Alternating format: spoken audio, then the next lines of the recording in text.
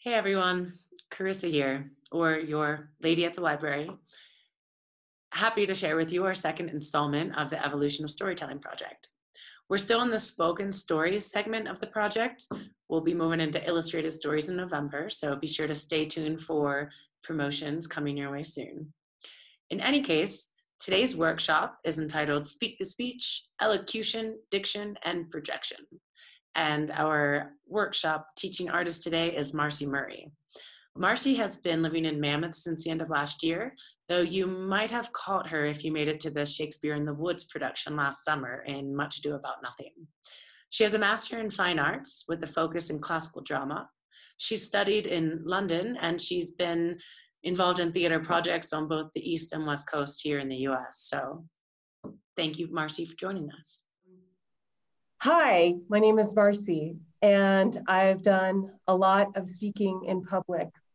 And most importantly, I first want to share with you all, those of you that are listening, coming in, and thank you for doing so. And I'm grateful to your teachers or whomever sent you this way, because this is important. This is really important, not for us, not for me, not for your school. This is really important for you specifically. And more than a homework assignment or anything else, and all that stuff is important too. But your voice right now and going forward in the future for your generation is extraordinarily, extraordinarily important. And you and your friends will be using your voices a lot. If nothing else, all it will do is make your life better in terms of your own relationships. But more than anything is going to help you in whatever work you do and in contributing to the world and your country going forward. And the contributions that all of you can make, and I do mean all of you, are incredible and unimaginable even right now. So I want you to remember that first and foremost. This is a very, very important skill, being able to speak for yourself, being able to speak to other people, and learning how to convey a message or share an experience, and especially, most especially, giving them or sharing with them who you really are. So the first thing I want to say, I'm going to discuss with you technical stuff. How do you do that? How do you sound good when you're talking out loud and all of that? And we're going to talk about that. There's some skills. I'm going to keep it very simple because this is just one little introductory video, not a whole class. This is just one opportunity for you to get an idea about speaking out loud publicly. And the first thing I want to say is that before I talk about the technical stuff, I want to tell you that the number one thing in speaking or sharing your truth or sharing your experiences, something you've written, a song, a story, a book, a poem, the most important thing of all is actually not a vocal or technical skill. It's very specifically authenticity. Your authenticity is the single most valuable thing you can contribute to a community, a family, a school, a job, your career, your country, or any part or all parts of the entire world. The real you sharing what you really believe and feel you should share. That's the single most important thing. So I want you to remember that first, okay? Now we're going to get into the technical stuff. The technical stuff is the authenticity is the beginning of you knowing that you're on the path or on the route to discovering and finding your true voice in any writing or self-expression of any kind that you may do, whether it's verbal or drawing or whatever. But you're on a path to finding your real and true voice. So that's the relationship with authenticity. And that path will lead you in terms of expressing yourself out loud to developing specific skills. And there are people out there, many people who've delivered many great speeches and who write much great music and who've written some amazing poetry and books, who have learned to share what they have to say and who they really are and what they know is important with great technical skill. And there is a skill. Like anything else, You just practice. That's it. It's practice. It's not some special group or special person that gets to do it well. It's the individual that cares about what they're saying and cares to physically vocalize that and learn how to physically vocalize that well. So let's go into the technical stuff, okay? The technical road. And don't get bored and shut this off now, because this stuff is good. Because believe me, no matter who your favorite artist is, I guarantee you they technically practice. So these are three major points for knowledge and awareness of what technical skill is in speaking out loud to people in public, if you want to do it well. Enunciation is the first thing I want you to learn. It is how clearly you speak. Sometimes the clarity of words are what causes us to listen very closely and remember what someone has to say. It isn't always the way we choose to enunciate. Sometimes we don't, we change the way we do things when we speak, and we speak in many dialects everywhere in all countries. But enunciation is how clearly you choose to speak and in the manner you choose to do so. And I want to give you an example of that. She's an amazing rapper, basically. Her name is Snow the Product. And I want to show you, I want you to listen and hear what it sounds like when someone articulates, meaning they precisely speak their words, and the effect that it has on you, so that you know what she's doing in this song. She doesn't do it in every song, but she does it in this one. She has a very clear way of speaking, and her enunciation is phenomenal, and it's highly effective in the music. Let me show you. This is Snow the Product. And before I say this, I'm going to read this to you. This is written over 500 years ago.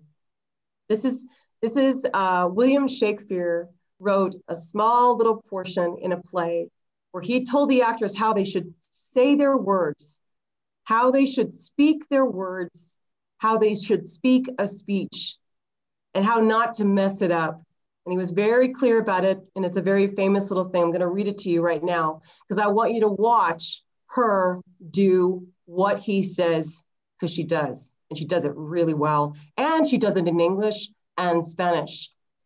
This is a speech from Hamlet. Speak the speech, I pray you, as I pronounced it to you, trippingly on the tongue. But if you mouth it, like so many of your players do, I had lief as the town crier spoke my lines. He encourages them to go for what he calls smoothness. He's not saying you have to speak everything smoothly, but your style, your way of putting it all together, however you choose to speak something, should eventually land in a kind of smooth quality. And we appreciate many an artist because they achieve just that. This artist is giving you an amazing example of the power of enunciation in her work. And I want you to listen to it right now. So here we go.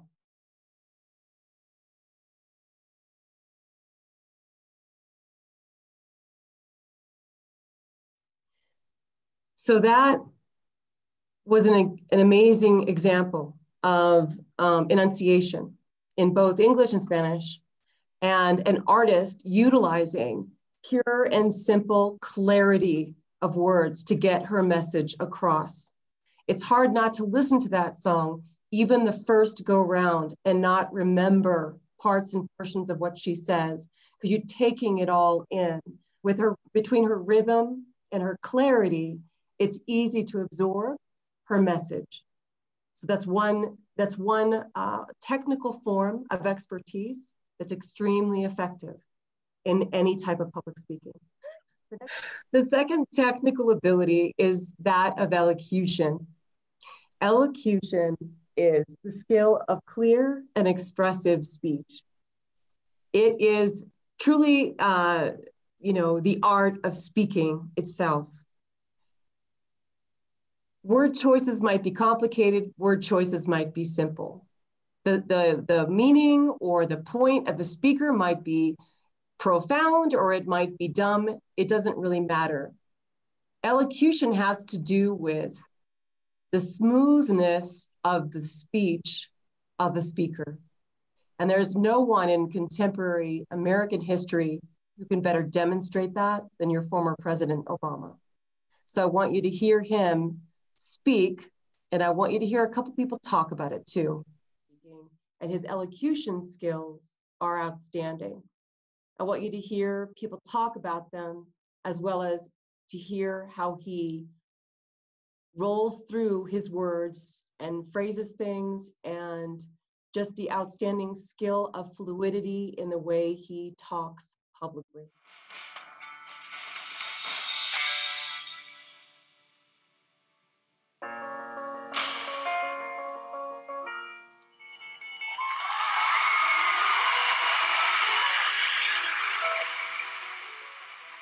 Barack Obama in 2004 was totally unknown.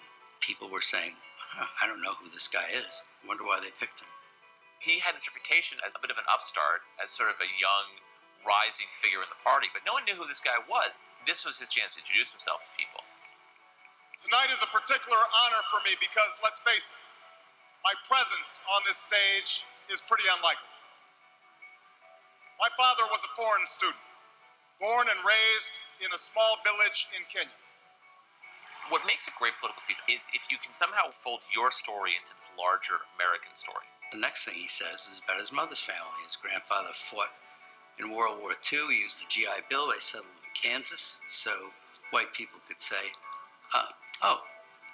he's just like us. My parents shared not only an improbable love, they shared an abiding faith in the possibilities of this nation.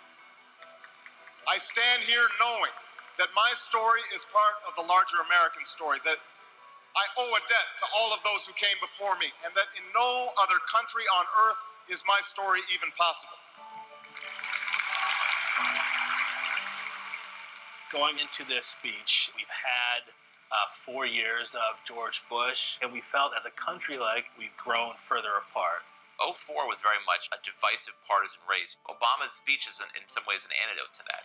Alongside our famous individualism, there's another ingredient in the American saga, a belief that we're all connected as one people. If there is a child on the south side of Chicago who can't read, that matters to me even if it's not my child. If there's a senior citizen somewhere who can't pay for their prescription drugs and having to choose between medicine and the rent, that makes my life poor even if it's not my grandparent.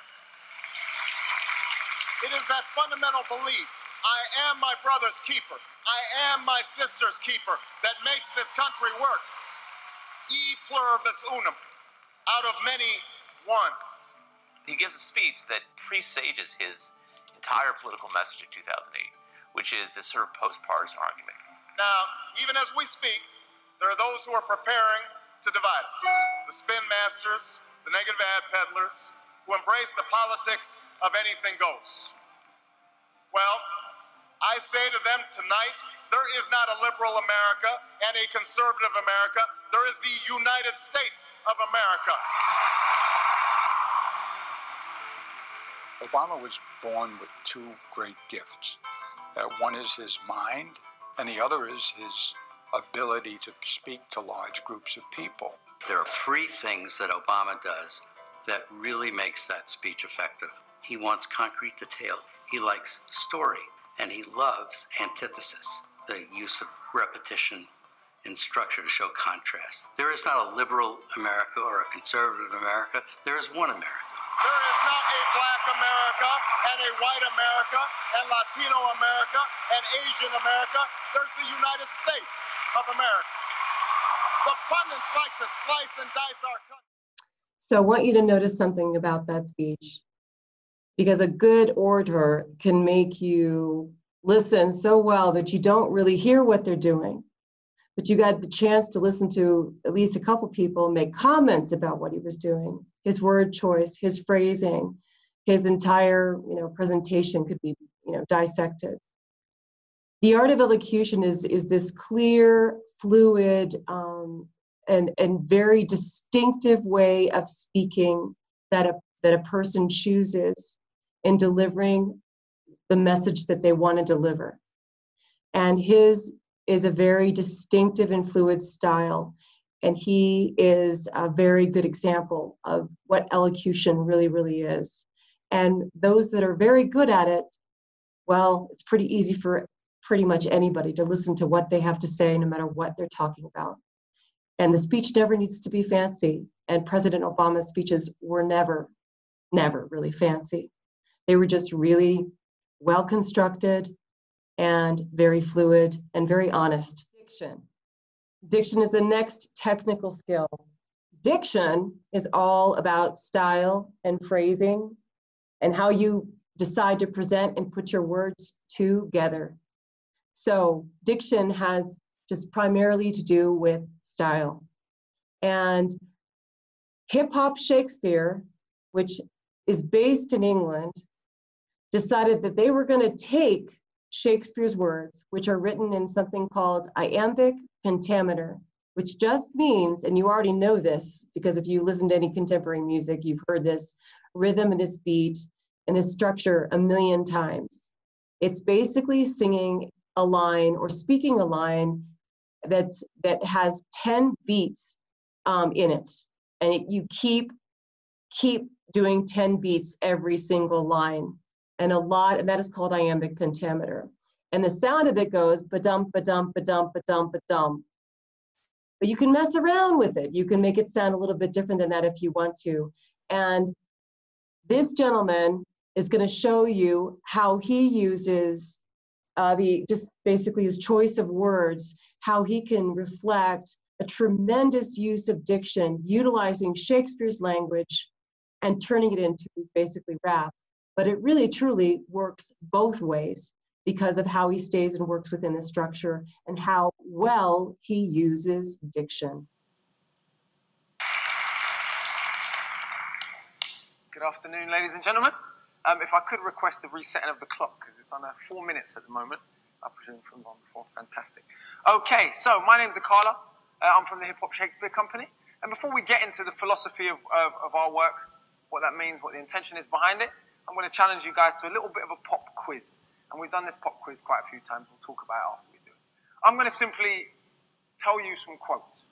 One-line quotes taken either from some of my favorite hip-hop songs or some of my favorite Shakespearean plays or sonnets.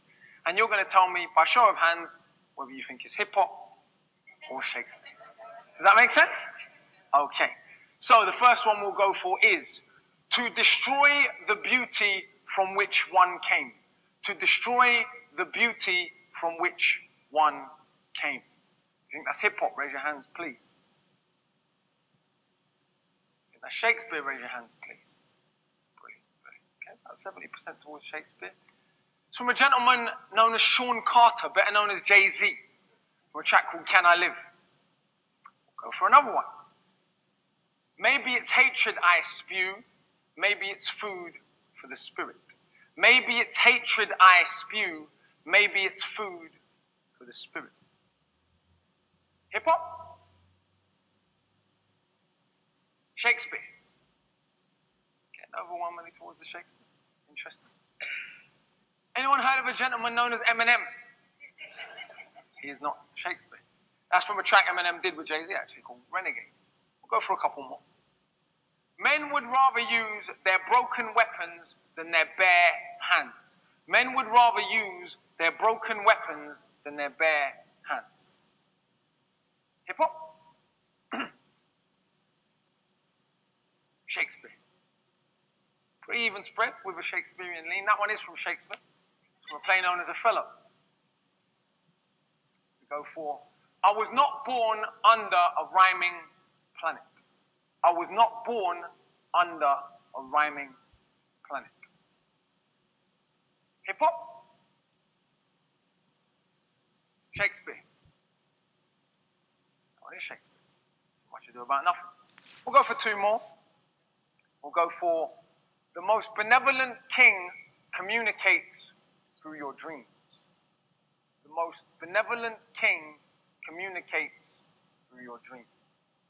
Hip-hop? Shakespeare. About 50-50 there. Gentleman known as the RZA, who's the head of the Wu-Tang Clan. We're going to be revisiting the Wu-Tang later. We'll be talking about them a lot as one of the main exponents of hip-hop philosophy, someone or a collective that were a huge influence on me.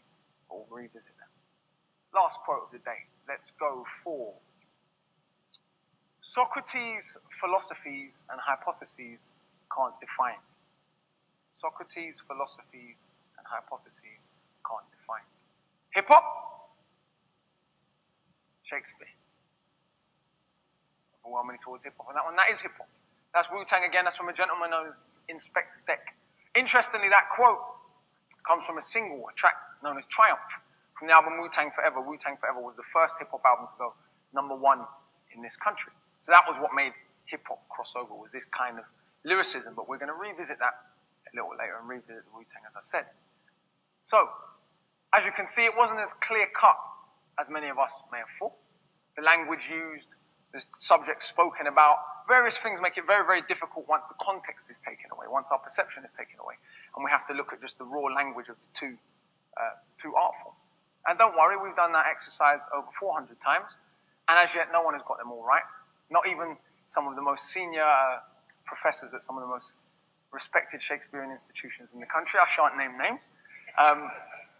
But needless to say, it's challenged a lot of people's perceptions. And we extend from there. We look at some of the other parallels between hip-hop and Shakespeare, some of the other things that they share. One of the main things that is shared between the two is, of course, rhythm. The iambic pentameter, de-dum, de-dum, de-dum, de-dum, de-dum. 5 sets, 2 beats is actually a wonderful rhythm to use in hip-hop music and translates in a way that even artists writing today find difficult. What do I mean by that? So it's very difficult to take, even as an MC who's a professional MC, a lyric you've written over a grime beat. Grime is 140 BPM, very, very fast tempo. And then take that same lyric and put it on what we consider to be a traditional hip-hop beat, 70, 80 BPMs. A very, very difficult skill, even writing now with the music to hand. Yet the iambic pentameter allows us to do just that. But I'll show you what I mean rather than tell you. So listen up.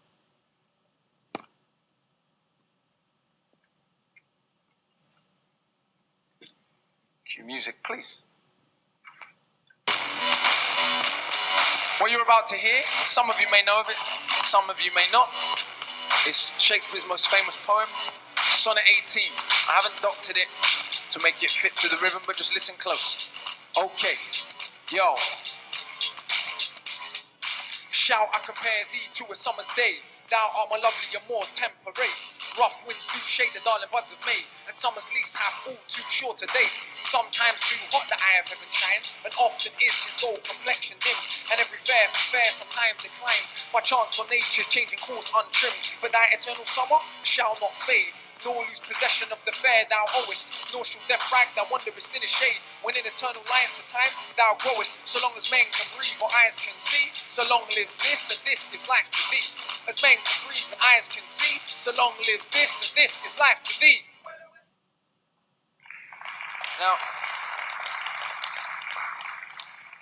Now as you can see, it sits right there in the rhythm. It's right in the pocket of the beat. Now we're going to try a completely different style of beat, different tempo of beat, but you're going to see the same lyric because of this consistent rhythm to fit.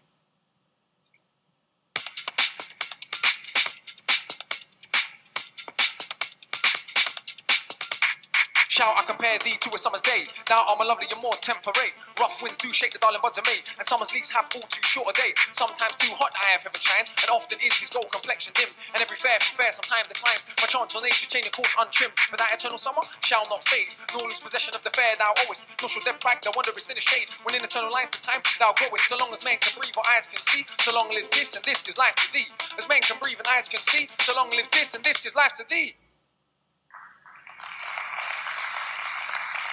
So that's diction. That's very, very, very good diction. And you can clearly understand what he's trying to say, what he's communicating, and it's the way that he chooses to put those words together and how he forms those words together. He's paying very much attention to the way the writer wrote those words. But you can see, even in 2 different ways, he has a very specific He makes very specific choices about how he delivers his words. And that is a tremendous example of good diction. So those are 3 major technical skills for speaking publicly. What I want to do now is just a little bit fun. I want you to practice a little bit, just with me right now real quick, okay? I want to talk to you about what you need to do that. So we're going to do a couple of exercises so you can see for yourself, or more specifically, so you can hear for yourself the difference that it makes.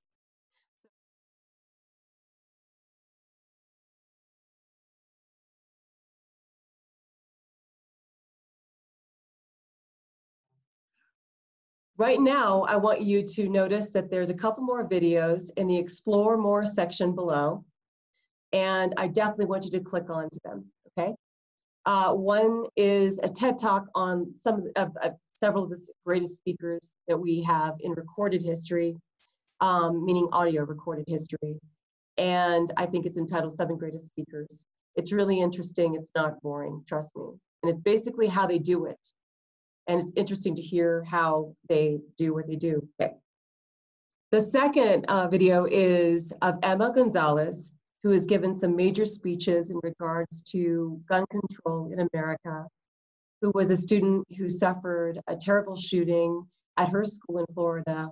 And her artistry, which is somewhat practiced and also just coming from her own authenticity, is pretty tremendous for somebody her age. And you gotta listen to her talk. And it's important too, because she is a reflection of your generation and of the importance of your generation using their voice. So check those out at the bottom, okay?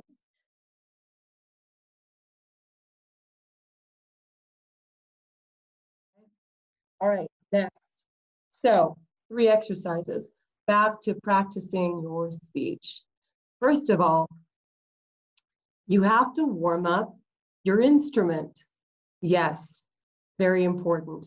At the very least, you've got to warm up your mouth and all surrounding muscles. So I want you to take, so we're gonna do a couple exercises. I want you to take your tongue just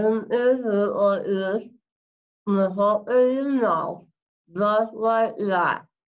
So take your tongue and put it by your mouth, because we're gonna stretch out your tongue. And we're gonna say this, let's see, I wrote this down. My mom made me meatballs. Yep, I just said that.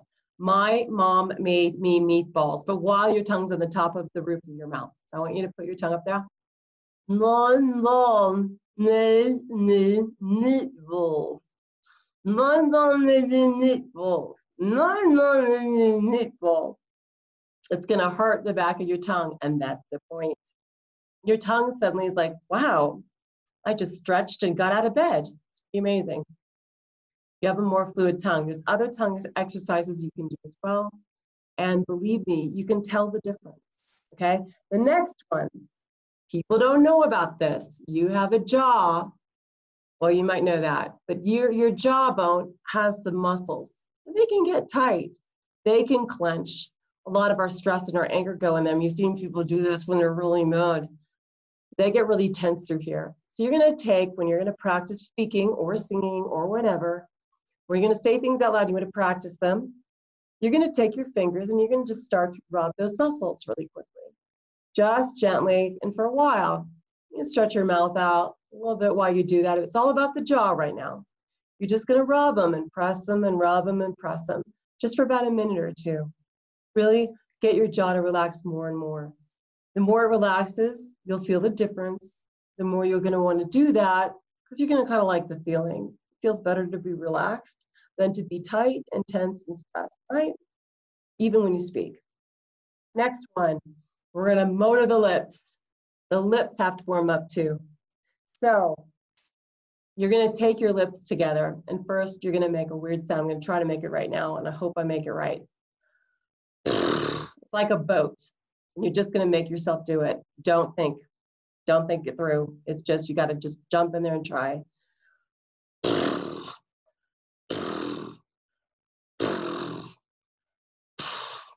Blew that one. Get those lips going. And then we're going to start using the mouth a little bit through speech, saying silly, funny, stupid stuff that makes no sense. And that doesn't matter. It's about waking the lips up, makes speech easier to do. So I have one that's called Batika, Batika, Batika, Ba, and Patika, Patika, Patika, Pa.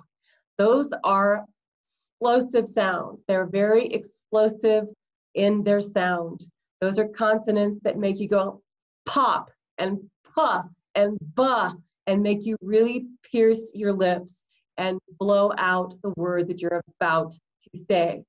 So Batika, Batika, Batika, Ba, Patika, Patika, Patika, Pa. Sounds really silly, really annoying, but right after you do it, you people will be able to hear what I have to say because I practiced that a little bit. Okay.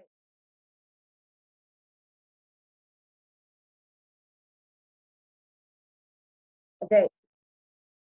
Now, tongue twisters. These are a little bit more fun. Everyone thinks that you hear someone do a tongue twister and you think, I can do it. Everyone else is messing that up, but I can do it. Well, pretty much everybody messes up tongue twisters, and that's the point.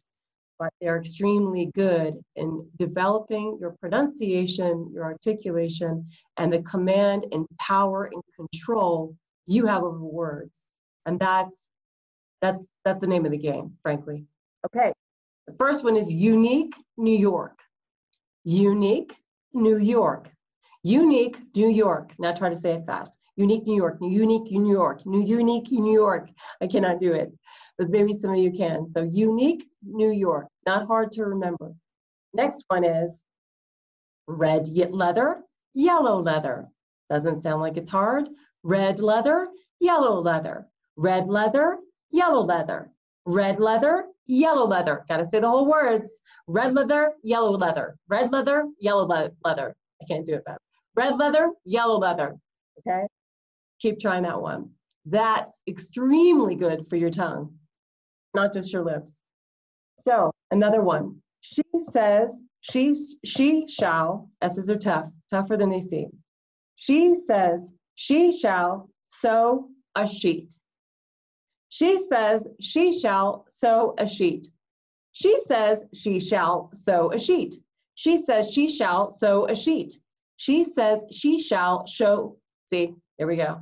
So it's all about the S's, and you can't skip it, and you need to differentiate. The SH sound is not an S sound, and it's not an SE sound or an SA sound. She and C are different.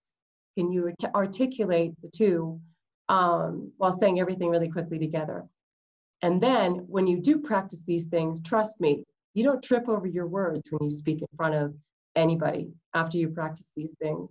Your tongue, like every other muscle in your body, has a phenomenal memory. And you are able to do these things, and you are able to astound your friends who didn't practice. Now, I want to give you one in Spanish too, because tongue twisters come in every single language, and that should be acknowledged. Yes? All languages can help us, not just one or two.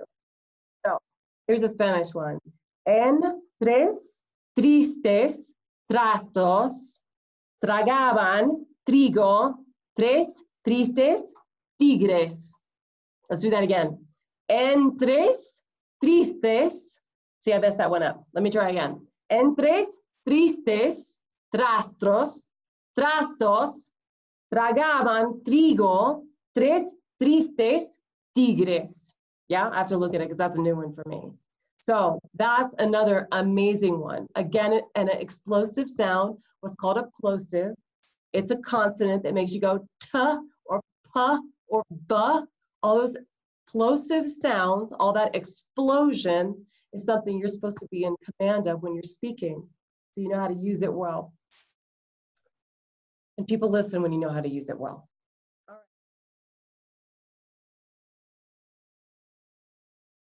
Out of the bottom, okay? So the exercise that you're going to do is very simple. I want you to get out one of your devices, one of your other devices, not your computer, but your phone or your iPad, what have you, and you're going to use it to do an audio recording. You have the ability to create voice memos on your iPhone. I'm sure there's an option to do that on your Android. You can hit pause right now while you figure out that device. And this is what I want you to do. I want you to think of either your favorite song or get 5 to 6 lines of anything around you. Grab a book, a magazine, look up something someone said, whatever you wish, doesn't matter. 5 to 6 lines. And I just want you to hit record and just say those lines. Just say them, just say them. Then hit pause or stop. Then you're gonna do this. Then you're gonna record it again.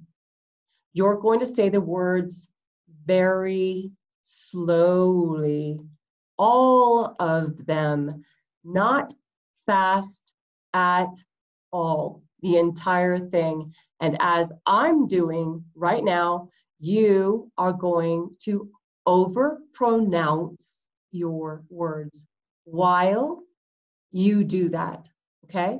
So you are going slow and you are overpronouncing, articulating, they say, your words. And you're going to record it while you do it, no matter how long it is.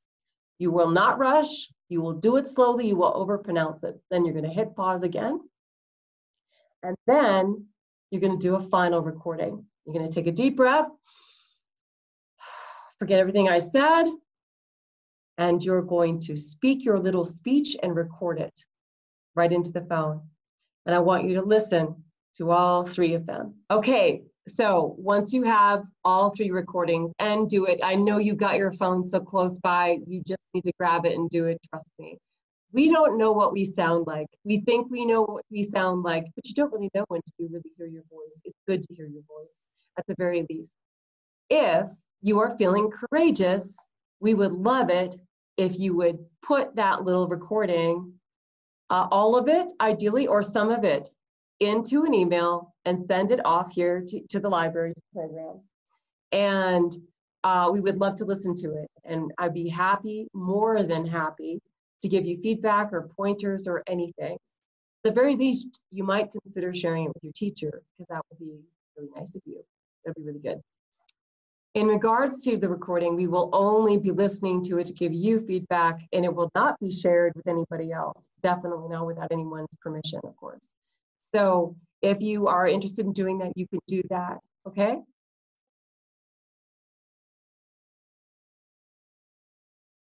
It makes. So when you practice speaking something, say you're going to give a speech at a birthday, or you're going to say something in class, you want to do these 3 things. Very simple. You want to practice going slow. You're going to want to hurry up. You're going to want to hurry up and get there. You're going to want to say it fast. You're going to want to have the ability to really articulate your speech really quick. But the best thing to do is forget that completely and just speak your speech as slowly as you can. Let yourself experience every word you say, and just do it that way at least once, if not twice, or even 3 times. When you speed up, you'll hear the difference. Also, you want to practice when you have something, you want to practice first while you're doing it slowly. You want to practice over pronouncing your words. So it'll sound really ridiculous and might be annoying. Do it anyway. You want to say all your words completely. That means all your consonants and all your vowels in the entire speech. It's long, it's arduous, difficult sometimes, annoying, boring, but try it. See what happens, because you're not going to say it like that when you really give the speech, but it is going to affect how fluid and how well you speak afterwards, okay? The next one is plain and simple. Plain and simple, it's just practice. You take these little, notes and you just practice them. And you know what? It's kind of fun. It's why people like singing. It's why people like acting. It's fun talking out loud sometimes. It's fun to practice. It's not all boring, okay? that's about it. I want to end with the same point I made at the beginning. I just can't tell you how important you are, whoever you are that I'm talking to right now, and how important all of your peers are, your whole generation, and how important it is, no matter what time you live in or what you do with your life, however big, however small, it doesn't matter, and there's no real size to anything. No matter what, it's an incredibly valuable and wonderful thing to find your true voice in life. And that can happen in so many different ways. One of those ways is writing your own ideas, writing your own stories, singing your own songs, and telling people what you really think and feel about things, and learning to do it publicly.